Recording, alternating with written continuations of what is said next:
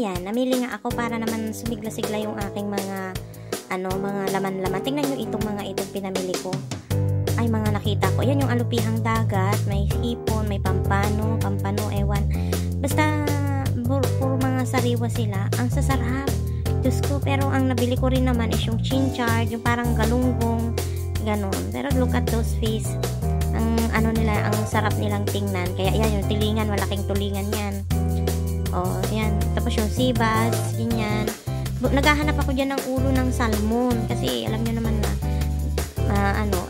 ito mga malalaking isda na yan. Ayokong kainin yan, mga yan. Kaya, ayan, oh. Namasyal-masyal ako, namili ako ng ulam ko. Ganyan.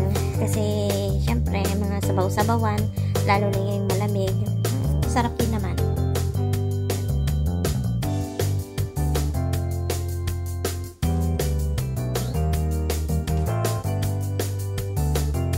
Yun, bumili din ako nito.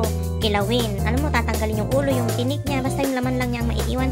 Ayun, masarap yun. Dalagang bukid. Itong mga ito, ay, never kong bet yung malalaking squid. Kasi feeling ko, kumakain na ng mga daliri ng tao. Ayan, basta bumili ako ng mga dilis, ganyan, ginawa kong kilawin. Yun yung sardinas.